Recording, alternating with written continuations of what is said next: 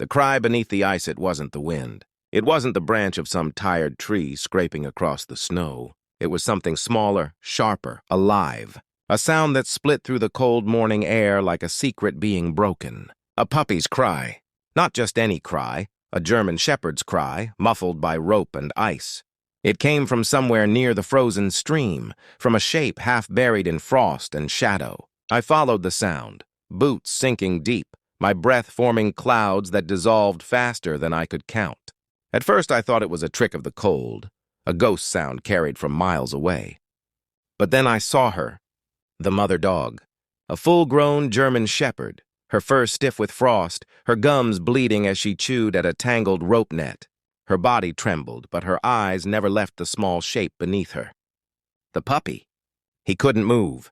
His chest was pressed into the ice, ropes biting into his tiny body like claws. His eyes were open, cloudy, full of pain and confusion. He didn't bark. He couldn't. The sound that came from him was a soft, trembling gasp that made the world feel wrong. I dropped to my knees before I even thought. My gloves scraped the ice as I leaned closer. The mother dog turned toward me, her growl low, more warning than threat. But she didn't attack. She didn't even move. She just stood between me and her pup, her breath steaming in the air like a heartbeat you could see. "Easy," I whispered, showing her my empty hands. The wind carried my words away, but she heard the tone. Her ears twitched. Her jaw loosened for half a second, and I caught sight of her teeth, raw, bloodied, proof that she'd been trying to free her baby for hours. Maybe days. The little pup whimpered again. That sound, too small, too human, hit me harder than any scream ever could. I inched closer, every move slow, deliberate. My breath came in fogged bursts. "Easy," I said again, softer now. The pup blinked. For a heartbeat, trust flashed across his eyes like a reflection of warmth in a frozen place. His mother's tail brushed his side, slow and gentle, like she was saying, "It's okay. This one's different." I'd worked in animal rescue for years, seen things that hollowed you out from the inside, but never eyes like those. Not pleading, not angry, just waiting to see if this time help would hurt less. The pup's breathing was shallow, chest scraping against rope fibers with every small attempt to move. Each breath made the cords dig deeper. I could smell fear, the strange metallic scent of sweat, snow, and silence. I reached for my knife.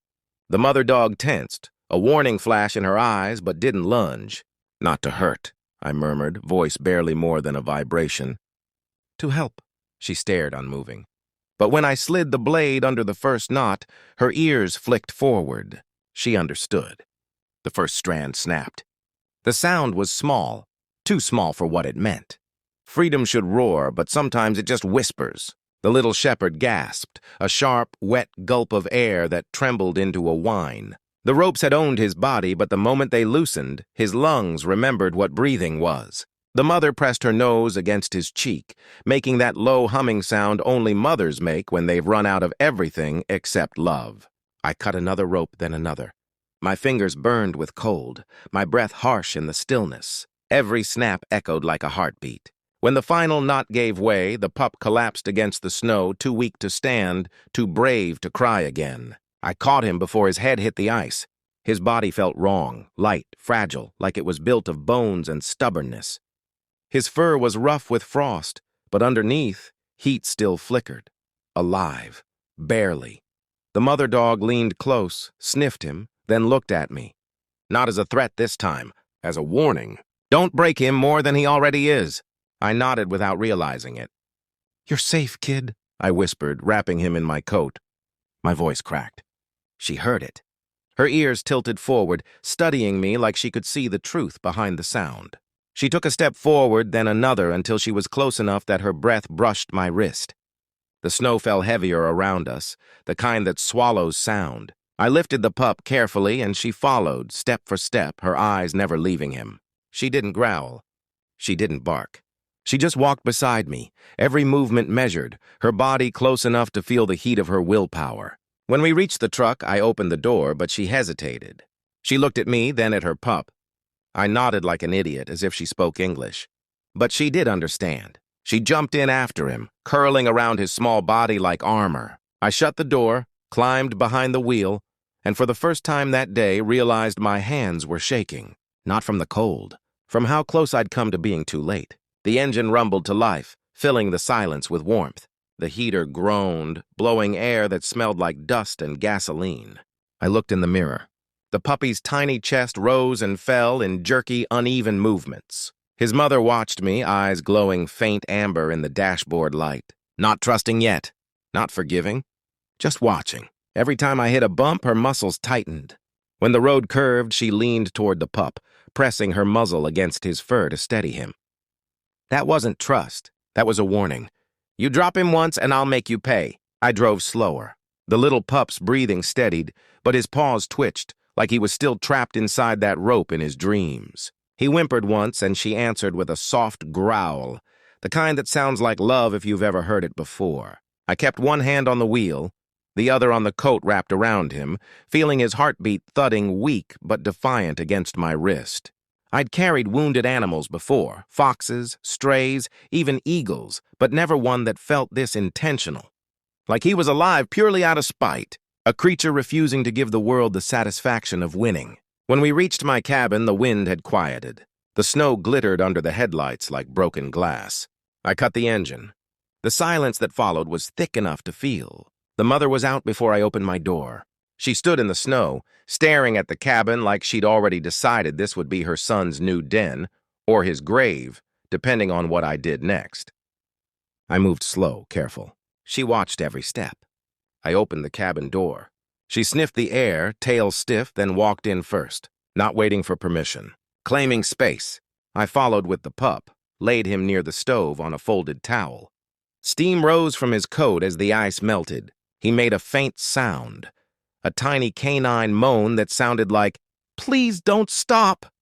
His mother circled him twice, then lay beside him, pressing her body close until their fur blended into one shadow. 2 heartbeats, then 3, the room adjusting to their rhythm. I poured water into a metal bowl and slid it closer. She sniffed it, then licked his nose before drinking, slow, cautious, eyes never leaving mine. "All right," I murmured. "We'll do this your way." My voice cracked again, and I hated it. But she didn't judge. She looked up, ears tilted forward for the first time. Not thanks, not surrender, a deal made in silence. The fire popped. The pup twitched, a soft sigh escaping him, almost laughter if pain could laugh. And right then, surrounded by melting ice and quiet breathing, I felt something shift inside me. For the first time in a long time, the silence didn't feel empty. It felt earned. And somewhere outside, buried deep in the snow, I thought I heard a sound. A heavy crack under the wind. Not quite natural. Not quite gone. But I ignored it. Because right now, in that fragile warmth, we were safe. Or at least pretending to be. Shadows in the snow. The storm didn't stop that night. It clawed at the cabin walls like it wanted to come inside, shaking loose flakes of frost that hissed against the window panes. I didn't sleep. The mother shepherd didn't either. She lay with her body wrapped around her pup, her nose pressed into his fur, eyes half closed but never drifting off completely. Every time the fire cracked, she twitched, one ear snapping toward the sound. I sat across from them on the wooden floor, wrapped in an old blanket, notebook in my lap, writing notes I'd probably never read again. Rescued 2 dogs, I wrote. Mother and pup. Both malnourished. Pup weak but breathing. Mother protective. Then I stopped. Writing their pain down felt small, almost insulting. Words couldn't hold the sound of that puppy's breathing or the way his mother watched me like she was deciding if I was worth her mercy. Around 3 in the morning, the fire burned low. The shadows stretched longer, twisting like black branches over the walls. The pup stirred, kicking weakly. His nose twitched, mouth opening like he was searching for milk that wasn't there. His mother made that low hum again, deep in her throat.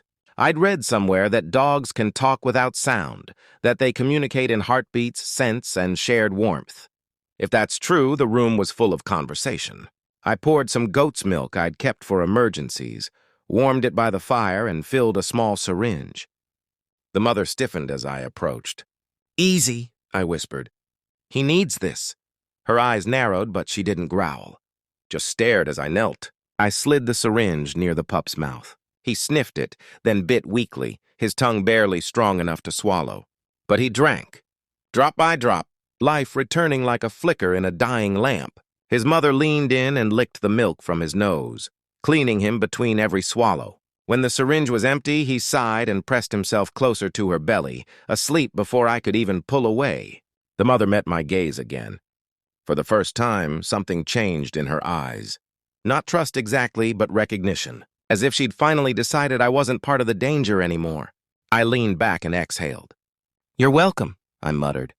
She blinked once, slow like punctuation. Outside, the storm roared again, but this time, it sounded less like a threat and more like the world trying to hide what it had done. I finally dozed off, my head against the chair leg, the sound of their breathing wrapping around the silence like a lullaby made of fur and forgiveness. When I woke, it was late morning. The light coming through the window was gray and thin. The storm had stopped. The snow outside was smooth and untouched, like a new page. The fire had burned low to embers. The pup was awake. He was lying on his side, chewing at the towel, tail twitching faintly. His eyes, still cloudy but curious now, tracked me when I moved. His mother was sitting upright, alert, but calmer than before. I smiled without thinking. "Hey there, fighter!" He tilted his head at the sound, ears flopping. A soft bark escaped him, a tiny hoarse squeak that made his mother's head snap toward him in surprise. It was his first bark since I'd found him. The kind of sound that shouldn't mean much, but somehow did. "You got lungs, after all," I said, grinning. The mother sniffed his head, then glanced at me like she was saying, "Don't get attached." But it was too late. I already was. I went outside to fetch more firewood. The air cut through my coat like knives, but the world was brighter now. The storm had left the landscape shining. Trees bowed under the weight of snow, icicles dangling like glass teeth. No footprints except mine. No sign of anything else. Still, as I crossed to the woodpile, I couldn't shake the feeling of being watched. A sound, just one, drifted from the trees. Not the wind. A crunch, slow, deliberate. I froze. The woods stood silent again, pretending to be innocent. But something was out there. Something that knew enough to wait. I loaded the wood fast and got back inside. The warmth hit like safety itself. The mother's head turned the second I opened the door. She'd heard it too. Her ears were up, tail stiff, eyes on the same window I'd just looked through. "Yeah," I murmured. "You felt it, didn't you?" She didn't blink. Just stared past me at the woods, muscles tense beneath her fur. The pup whimpered softly. She turned and nuzzled him until he quieted, then looked back at the door. I set the wood down and sat by the fire again. The heat should have felt comforting, but it didn't. The air carried something else now, a smell, faint, metallic, like rust and meat. I knew that smell. I'd smelled it in rescue work before. Blood, not old blood either. Fresh. I checked the pup again. No wounds. His mother was fine too, except for the cuts around her neck from the rope. So it wasn't them. The smell came from outside. I told myself it was a deer or some frozen carcass thawing under the new sun. But part of me didn't believe that. Not after seeing the way those ropes had been tied. They weren't random. They were made by hands. Someone had done that. Someone had left those dogs to die. And now maybe that someone was still nearby. The mother shepherd rose suddenly, walking to the door, nose pressed to the wood, tail rigid. She growled, a deep, rumbling sound that didn't belong to the same animal I'd rescued. I grabbed the rifle from above the door. Not because I wanted to use it, but because sometimes you have to look dangerous to stay alive. "Easy," I whispered. But she wasn't listening. Her growl deepened. Then silence. She turned back to her pup, licked his ear, and lay down again. But her eyes never closed. I leaned the rifle by the wall, poured myself coffee, and watched the window until the cup went cold.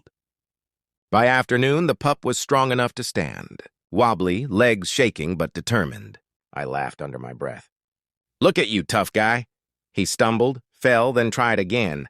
His mother nudged him up each time, patient and fierce. That rhythm, fall, rise, filled the room like a drum beat. He didn't give up, not once. By the time he could take 4 steps without falling, I knew I was in trouble. Because watching him live like that, It makes promises in your heart you didn't mean to make. I stepped outside again as the light began to fade. The snow was red near the tree line. Faint streaks, half covered but unmistakable. I crouched and touched it. Still wet. I followed the trail a few feet before it disappeared into the deeper woods. The smell hit again. Stronger this time, not deer, not wild, human. I turned back toward the cabin. The mother was watching from the window, eyes catching the light like small lanterns. "You know what it is too, don't you?" I said to the air. She didn't move. I walked back, boots crunching through the snow, trying not to look over my shoulder. But the feeling of being watched only grew stronger, like invisible hands tracing my back. Inside, I latched the door, threw another log into the fire, and tried to shake the cold from my bones. The mother paced near the door for a while, then stopped. The pup yawned, curled into her side, and drifted into sleep. I sat again, notebook in hand, staring at the blank page. I wrote, "Someone out there," then scratched it out, because writing it made it too real. I stayed up until the fire died again, staring at the door, listening to the wind. Somewhere, in the distance, a howl echoed. Not from her, not from the pup, deeper, hungrier.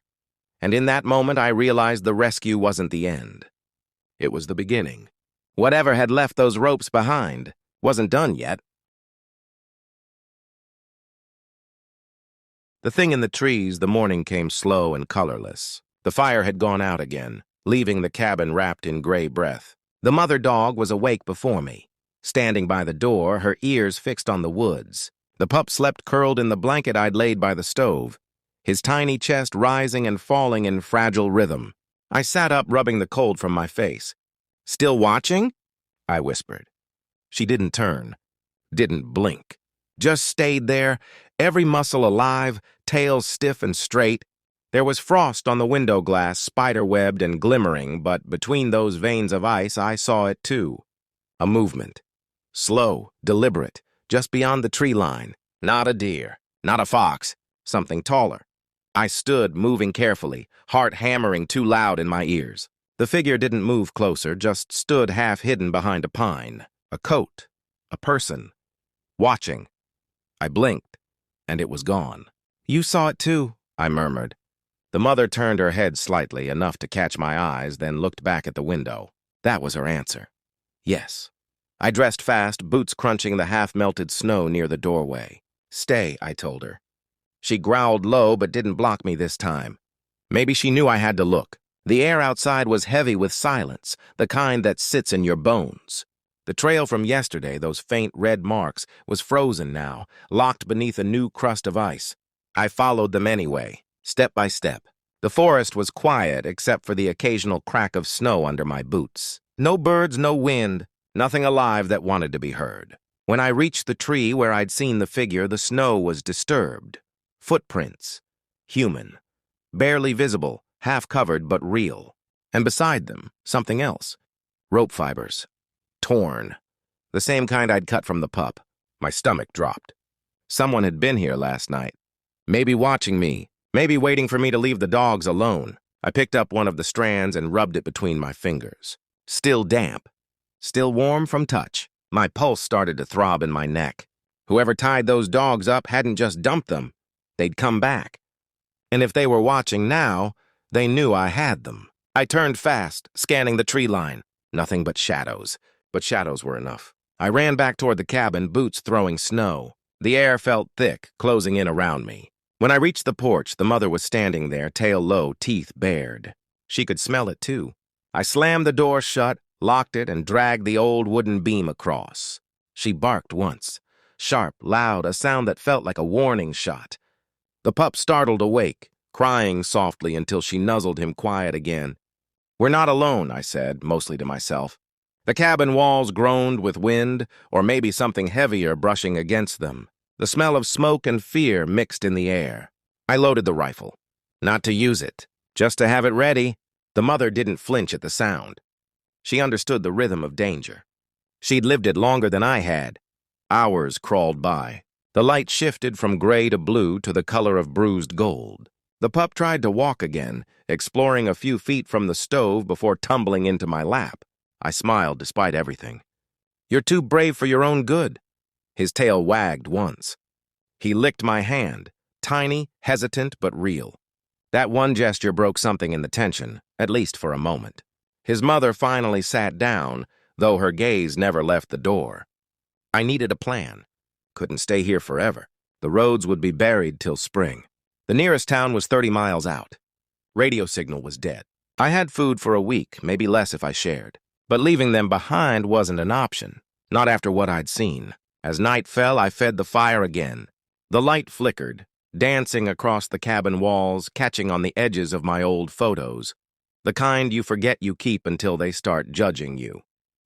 My wife before she left. The rescue truck I'd lost in the flood last year. All the reminders that life keeps taking things even when you try to save them. The pup stirred in his sleep, making soft dream noises. The mother pressed closer, curling around him. Her tail brushed my boot. It was almost a gesture of trust. Almost. I whispered, "You don't have to worry. I'll keep you both safe." She looked up, and for a heartbeat I thought I saw her believe me. But then the sound came again, outside, not footsteps, not human, a scraping noise along the cabin wall, long, slow, like something being dragged through the snow. The pup woke, trembling. The mother growled, low and steady, staring at the door. I grabbed the rifle, heart pounding. "Stay back," I whispered. She didn't listen. She stepped forward, planting herself between the door and the pup. The scraping stopped. Silence. I waited. Every second stretched until it hurt. Then 3 knocks, hard, heavy, human. My breath caught. Someone was out there. Someone bold enough to knock. "Who's there?" I called, but my voice sounded strange, too small in the dark. No answer. Just whined through the cracks. Then another knock. Slower this time. More deliberate. "If you need help, speak." Still nothing. I aimed the rifle at the door, my finger hovering near the trigger. The mother barked once, sharp and furious. The sound echoed through the cabin like thunder, and then quiet again. I waited another minute, then another. Nothing. Finally, I lowered the rifle and unlatched the top window just enough to look out. Snow, trees, darkness, empty. But on the porch, half buried in frost, something small glinted in the moonlight. I stepped closer just enough to see. It was a piece of metal. A dog tag. I opened the door just a crack and reached for it. The tag was scratched, nearly unreadable, but one word was clear. Ranger. The mother let out a sharp bark when she saw it, then backed away, whining softly. "You know this name," I said. Her tail dropped, ears flat. She walked to the pup, licking his face, pacing in small, frantic circles. Whatever that name meant, it wasn't good. I held the tag tighter. There were faint teeth marks along the edge, like it had been bitten, pulled. My hands were shaking. I looked outside again. Nothing but snow. No footprints this time. Whoever left it knew how to cover their trail. I shut the door, heart hammering, mind racing. The name repeated in my head. Ranger. Maybe it was the mother's old name, or the pup's father, or the monster who tied them up. I didn't know yet, but I would find out. I spent the rest of the night sitting against the door, rifle across my lap, eyes on the window. The mother lay beside her pup again, though her breathing was shallow. Every creak of wood made her ears twitch. The pup finally fell into a deep sleep, dreaming the kind of dreams only the innocent still get. The storm started again, soft at first, then harder, until it drowned every other sound. But even through that, I could swear I heard something just at the edge of hearing. A man's voice. Low, whistling. The same rhythm the mother had hummed earlier to calm her pup. A sound only she should know. She lifted her head, listening. Her body went rigid. The pup stirred. I reached for the rifle, my hand cold and trembling. The whistling faded into the storm. The mother stared at the window for a long time before finally lowering her head again. But she didn't sleep. None of us did. Somewhere in the dark outside, something that once owned her song was waiting to take it back. The whistlers trail by morning, the storm had buried the cabin up to the windowsills. The world outside was nothing but white silence stretching into forever. The fire had gone out, and the cold clung to every breath like it wanted to steal it. The mother shepherd sat by the door again, eyes locked on the snow. Her fur was dusted with frost, but she didn't move. The pup was awake now, chewing at a piece of firewood like it was a toy, his energy finally starting to return. Watching him play should have eased the weight in my chest, but it didn't. Because I could still hear it, the faint memory of that whistling sound from the night before. It played in my head like a ghost melody, refusing to fade. I needed to know who or what was out there, but I couldn't just leave them alone. I took the pup's tag, Ranger, and slipped it into my pocket. "We're staying together today," I said quietly. The mother tilted her head like she understood every word. She followed me as I packed a small bag, rope, knife, flashlight, some jerky. I opened the door and the snow poured in, blinding white. The cold bit into my face so hard it burned. She stayed close, the pup at her heels, bounding through snow that came up to his belly. The air smelled clean and sharp, but beneath it was that same metallic undertone, the one I couldn't stop thinking about. We moved slowly toward the tree line. Every few steps, she stopped, sniffing the air, her ears twitching toward sounds I couldn't hear. After a few minutes, she froze. I followed her gaze. Half hidden in the snow was a broken sled, wood splintered, rope torn, metal runners rusted black. There were drag marks leading away from it, disappearing deeper into the forest. The mother started to growl, low and dangerous. I knelt by the sled and brushed off the snow. There was a stain on the wood, dried brown, old blood. "So this is where it started," I murmured. "The ropes I'd found on her and the pup, they matched the torn ends here perfectly. Someone had used this sled to haul them in. But why? Why tie up a mother and pup and leave them to die?" The pup whined softly, pawing at the snow near my boot. He'd found something buried. I brushed it aside and froze. A glove, leather, torn at the wrist. I lifted it slowly. Inside, faint letters burned into the lining read, R.A., Ranger, I whispered. The name on the tag, the same initials. Maybe this wasn't just a name. Maybe it was a person, someone who'd trained them, owned them, or worse, hurt them. The mother barked suddenly, snapping me out of thought. Her eyes were on the deeper woods, body rigid. Then I heard it too, a crunch, footsteps, slow, deliberate. Coming closer. I grabbed the rifle, motioned for her to stay. She didn't. She moved ahead of me, tail raised, standing like a soldier guarding her post. The sound stopped. "Who's there?" I shouted. Silence, then faintly, whistling. The same tune as before, low, slow, carried by the wind. The mother growled so deep it shook the air. The pup whimpered, pressing against my leg. My heartbeat went wild. "Back inside," I whispered. She didn't move. She stood her ground until a figure appeared between the trees. A man. Heavy coat, hood pulled low, carrying something long slung over his shoulder. Not a gun, a shovel. He walked like someone who'd been here before. "You lost?" I called out. The man stopped. He lifted his head slightly, enough for me to see part of his face. Pale skin, cracked lips, eyes so light they almost looked silver. "Those aren't your dogs," he said.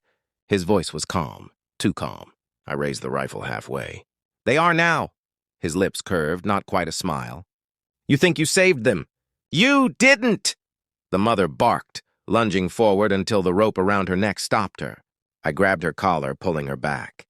"You tied them up," I said. "Why?" He tilted his head. "Not me, him." He pointed past me. I turned for half a second, enough to glance toward the pup. And when I looked back, the man was gone. No footprints, no sound. Just snow falling where he'd stood. I felt the air shift, heavy and wrong. The mother whined, nose buried in the snow where the man's feet should have been. Nothing. Not even scent. I scooped up the pup and backed away. "We're done here." The walk back felt longer, the forest closing in tighter with every step. By the time we reached the cabin, my hands were shaking too much to get the door open. Inside, the warmth felt false, thin. I sat the pup down, leaning against the wall, trying to calm my breathing. The mother paced. She was restless now, unsettled in a way that had nothing to do with weather. I pulled the dog tag out of my pocket and held it in front of her. "Ranger," I said softly. "That name, who is it?" Her ears twitched and she let out a small, broken sound. Half bark, half cry. Then she turned and went to the door, scratching at it. "No," I said. "We're not going back out there." But she didn't stop. Her claws raked the wood hard enough to splinter it. "You think he's still out there?" I whispered. she barked once. The pup whimpered, circling near her legs. I pressed my palms to my face. I'd seen trauma in animals before, but this wasn't that. This was memory. Something she needed to finish. Okay, I said finally. Tomorrow. Her tail lowered, but she stopped scratching. That night, the wind picked up again, carrying whispers that didn't sound like wind. I sat by the window, watching shadows shift across the snow. Around midnight, the mother raised her head suddenly and stared at the wall. I followed her gaze and froze. There, carved faintly into the wood, was a mark I hadn't noticed before. Letters burned into the grain. RA 1127. A date. Yesterday's date. No, I breathed. The mark wasn't old. It was fresh. Someone had been inside this cabin. While we slept. The mother barked once, sharp and panicked. The pup hid behind her legs. I gripped the rifle so tight my knuckles went white. Then, faint and far, that whistle came again, closer this time, clearer, a sound no one should be able to make in this storm. She snarled, pressing against the door. No, I said, stepping between her and the exit. We wait till dawn. But she wasn't listening anymore. Her instincts were older than mine, sharper. She wanted to end this. And deep down, so did I. The grave beneath the pine's dawn broke with a red glow, like the sun was bleeding through the snow. The storm had eased, leaving behind silence so heavy it pressed on the cabin like weight. The mother shepherd was already awake, standing at the door before the light even touched the trees. Her breath fogged in the air, tail stiff, eyes locked on the same path that led into the woods. The pup tried to follow her movements, tilting his head, but she gave a low sound that made him stay. She knew what she was about to do.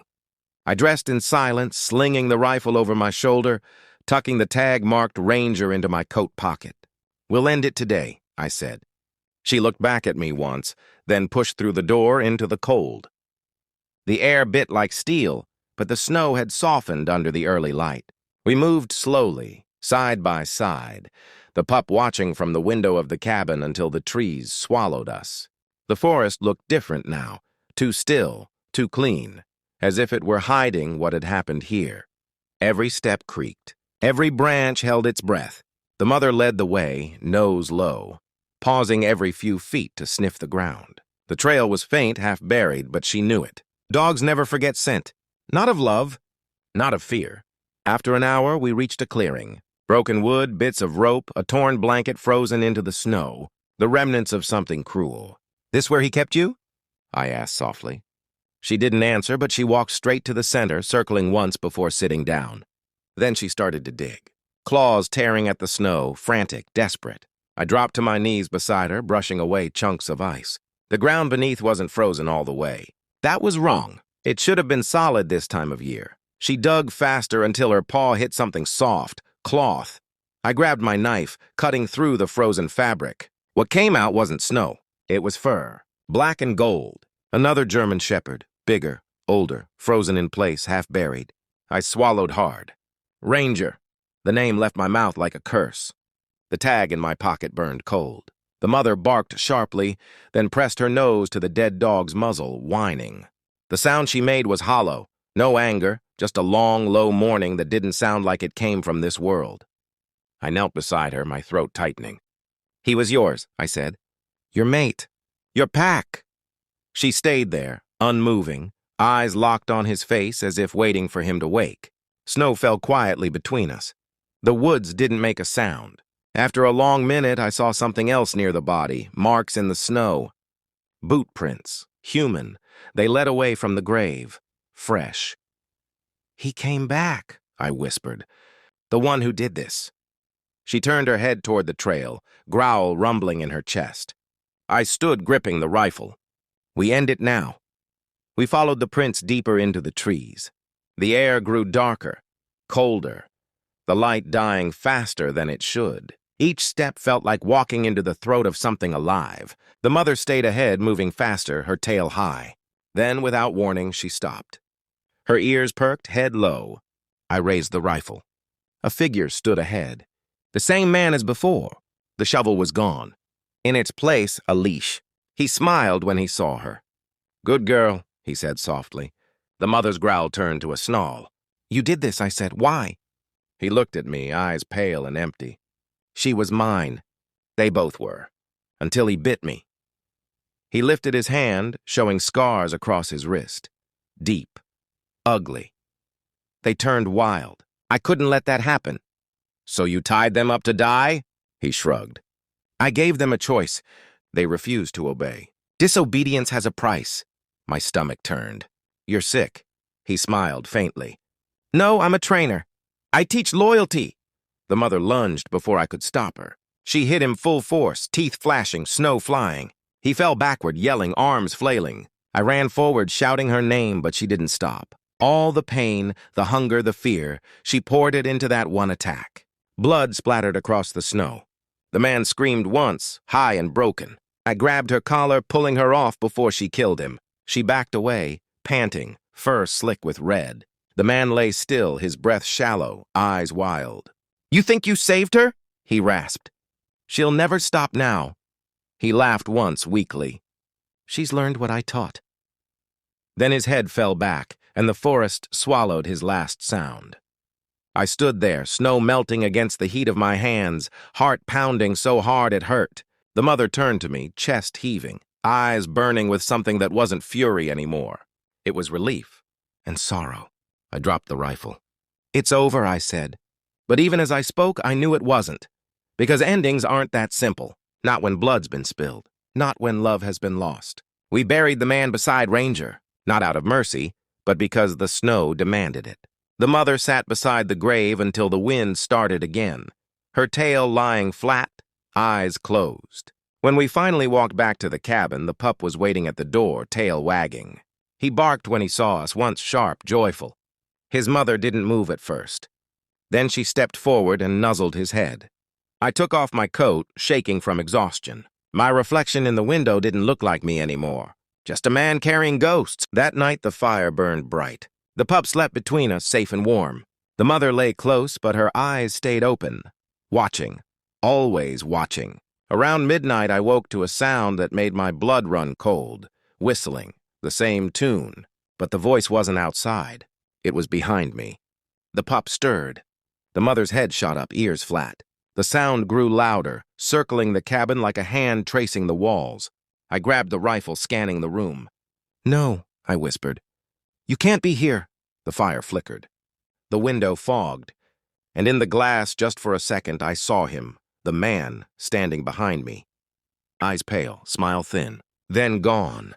The mother barked, spinning toward the window, teeth bared. Snow slammed against the glass like fists. The pup whimpered, hiding under her chest. I stepped forward slowly, breath shaking.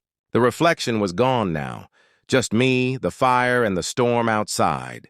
But faintly, almost like a whisper on the wind, the tune kept playing. The same whistle. The same song he'd taught them.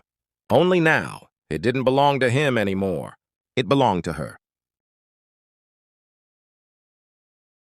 The whispering snow. The storm didn't stop for 2 days. The wind howled through the pines, carrying voices that didn't belong to the living. I didn't sleep. The mother didn't either. Every few hours, the pup would lift his head and whine softly, as if hearing something only he could understand. I kept the fire alive, fed it every scrap of wood I could find. It was the only light between us and whatever moved out there. On the second night, I saw it again. The shadow outside the window. A man's shape. Too still, too straight. The snow should have buried any sign of him, but it didn't. It stood there, silent, until I blinked. And it was gone. The mother pressed closer to the fire, hackles raised. It's not him, I whispered, trying to convince both of us. It's the cold playing tricks. But the truth was colder than the wind. Guilt doesn't die in snow. It lingers. It grows roots. And sometimes it takes shape. By morning, the storm broke. The world outside looked clean again, untouched, as if the forest had forgiven everything. But I knew better. Forgiveness doesn't erase the grave. I opened the door and stepped out. The air was sharp and heavy with silence. The mother followed, the pup bounding after her. We walked toward the tree line, retracing the steps we'd made days before. When we reached the clearing where Ranger and the man lay buried, I stopped cold. The snow was disturbed. Someone or something had been here. The cross I'd made from branches was broken in half. The graves were open. The bodies were gone. I dropped to my knees, heart hammering. "No," I breathed. "No, no, no." The mother sniffed the ground, then looked up at me with wide, wild eyes. Her ears flattened. She began to circle, growling low, every hair along her back standing up. "It can't be," I said, but my own voice sounded like a lie. The prints in the snow weren't human this time. They were paw prints, dozens of them, deep, heavy. The pup whined and pressed against my leg. I looked at the forest. The sound came then, a long, low howl that rolled through the trees like thunder. Not one dog, many. The mother's growl deepened. I raised the rifle, scanning the shadows. Something moved between the trunks, fast, black shapes slipping through the white. Too big for wolves, too quiet for wild dogs. I backed up slowly. "We're leaving," I whispered. "Now!" But before we could turn, one of them stepped out. A German shepherd, its fur matted, eyes glowing faintly in the dawn light. Another followed. Then another. 5, 6, maybe more. They surrounded the clearing, silent, watching. I froze. They weren't alive. I could see it. The way they didn't breathe, the way frost clung to their fur like veins of ice. The mother stood in front of me, tail stiff, teeth bared. The lead dog stepped closer. His eyes met hers. Recognition flashed there. Pain, memory, something that once was love. "Ranger?" I whispered. But he didn't move like the living anymore. His head tilted the way it did in life, but slower, heavier. He took one step forward, and the others followed. The mother barked sharply once like a command. The wind stopped. For a moment, the world went perfectly still. Then all at once, the pack howled. A sound that shook the snow from the branches and sent birds scattering into the pale sky. They charged. I fired once into the air. The sound cracked like lightning, but it didn't stop them. The mother lunged, meeting the first one head-on, teeth flashing. The pup screamed and hid behind a fallen log. I fired again, hitting the ground in front of them. Nothing. No blood, no sound, just shadows dissolving into frost. One of them hit me from the side, knocking me down. My head struck a rock. The world spun. I saw the mother leap, tearing into one of them. The snow turned red, but even as it fell, the body turned to mist. When I came to, the clearing was empty. Just snow, just silence. My rifle was gone. The pup whimpered softly, limping toward me. His mother wasn't there. "No." I pushed myself up, scanning the trees. "Sierra!" The name echoed through the forest, swallowed by the cold. No answer. I ran in circles, calling, shouting until my throat bled. Nothing. She was gone. For the next 2 days, I searched. I followed every track, every scent, every whisper in the wind that sounded like her bark. Nothing. On the third night, I returned to the cabin and sat by the fire with the pup in my arms. His fur smelled like her. I closed my eyes, and I swear I heard her breathing beside me. "I'll find you," I said aloud, "no matter where you've gone." That night, I dreamed. In the dream, I stood in the clearing again, but the snow was gone. The trees were black with ash. Ranger stood in front of me, alive and whole. Behind him, Sierra. Her eyes soft, not angry. She looked at me for a long time before speaking. "You brought warmth," she said. "Now let it go." When I woke, the fire had gone out. The pup was sitting at the door, tail wagging slowly, staring at something outside. I followed his gaze. In the snow, right outside the cabin, were paw prints, fresh, leading into the woods. I grabbed my coat and stepped outside. The sky was clear, the moon bright enough to turn the world silver. The pup followed, sticking close to my heel. The tracks led to the old ranger station at the edge of the ridge. Its roof had collapsed years ago, but the door still hung on one hinge. It was open now. Inside, the air was warm, too warm. And on the floor, Sierra, alive. Or maybe not. Her fur shimmered in the moonlight, eyes glowing faintly blue. She stood when she saw me, tail low, not wagging. "You found me," I whispered. She tilted her head. Then in the silence, I heard it. The whistle. The same song, but this time, it came from her. I dropped to my knees, tears freezing on my face. "Sierra, stop," I begged. "It's over." She walked closer, stopping just short of my reach. The pup barked softly, confused. She looked down at him, then back at me. Her expression wasn't anger. It was peace, and then she turned, walking into the light. The air shimmered like heat in summer, and she was gone. Just the empty station and the echo of a whistle fading into the snow. I stood there until dawn, waiting for her to come back. She didn't. When the sun rose, I buried the whistle I'd carved for her, the one I used to call her when she was lost, beside the fire pit. The pup sat beside me, tail curled, watching silently. "You'll never remember any of this," I told him softly. "But you'll feel it. The loyalty, the love, the loss." He licked my hand once as if he understood. The forest around us breathed again. Birds sang. The air warmed. But I knew this place would never be just trees and snow again. It had seen too much, loved too deeply, bled too cold. That night I left the cabin for the last time. The pup followed, stopping once to look back. The door swung open in the wind, creaking softly like a goodbye. As we walked down the ridge, I could hear faintly, somewhere far behind us, the sound of a dog barking, steady, strong, and proud. It wasn't sorrow. It was farewell. Echoes in the frost. The journey down the ridge was quiet. The world seemed to hold its breath, as if afraid to disturb what had passed.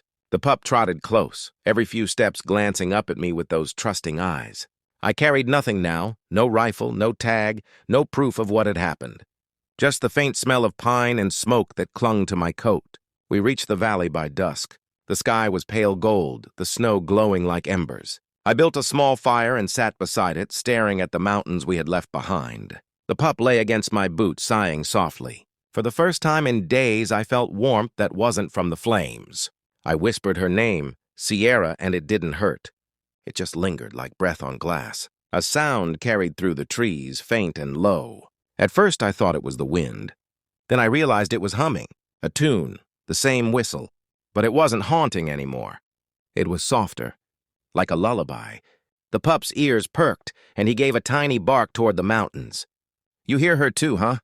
I said. He wagged his tail. I smiled weakly. "Then she's not gone." "Not really." Days passed as we made our way south, following frozen rivers and broken fences, places where the world forgot its shape. I scavenged what I could, cans, matches, half-burnt logs, and shared every scrap with him. He grew fast, stronger each day. His fur thickened, his bark deeper. Sometimes when we camped near water, I'd see his reflection beside mine. Two survivors, two ghosts pretending to be whole. On the 7th night, we reached a town. Not big, just a cluster of cabins, half buried in snow. Smoke rose from one chimney. I knocked. An old man opened the door, eyes narrowing when he saw me. "You lost?" he asked. "Been lost a while," I said. He looked at the pup. "He yours?" "Maybe I'm his," I replied. The man chuckled softly and stepped aside. "Come in. Fire's still warm." Inside, the cabin smelled of cedar and coffee. He poured 2 mugs, set one in front of me. "Name's Eli," he said. "Used to be a ranger here long time ago." The word made my chest tighten. "Then you know the woods up north," I said. He nodded slowly. I also know not to go near 'em. Folks say they're haunted, that the dogs up there don't stay dead." I stared at the fire. "They're not wrong." He studied me for a long time, then leaned forward. "You seen them?" I nodded once. He didn't laugh, didn't call me crazy. He just said, "Some things stay because they love too much to leave." We sat in silence for a while. The pup slept near the hearth, twitching in dreams. When I finally spoke, my voice cracked. "She saved me." Over and over, even when I didn't deserve it. Eli sipped his coffee. "Then remember her right. Don't let her become just another ghost." That night I dreamed again. I was back in the clearing, but this time the snow was gone. The forest was alive, green, warm, filled with the scent of pine and rain. Sierra stood there whole and shining, Ranger beside her, and behind them a pack of shepherds running free, their paws barely touching the earth. She looked at me and spoke without words. "You kept the promise." When I woke, tears had frozen on my face. The pup was sitting on my chest, licking my chin. Morning light filled the cabin. Eli was gone, but he'd left bread and a note. "Head east. You'll find a place for both of you." We did. A week later, we reached a wide meadow at the edge of a river. No cabins, no fences. just open sky and the faint hum of life. The pup ran ahead, chasing the wind, rolling in the frost like he owned it. I built a small shelter, nothing fancy, just enough for warmth. At night, I'd sit by the fire and carve. One by one, I made wooden figures, small, rough shapes of dogs. Each one had a name carved under its paw: Ranger, Sierra, Haven. I placed them on a rock by the river. The pup would sniff them each morning, tail wagging. He didn't understand the names, but he understood love. One evening, as the sun bled orange across the horizon, he barked toward the water. I followed his gaze. Ripples formed where no wind blew, and there, just for a heartbeat, I saw her reflection. Sierra, standing tall, eyes bright, watching. I didn't move, didn't breathe. She nodded once, the way she always did before she ran into the woods. Then she vanished into the water's shimmer. I smiled through the tears. "Good girl," I whispered. The pup pressed against me, tail thumping softly. I wrapped an arm around him, and together we watched the last light fade. Years passed. The pup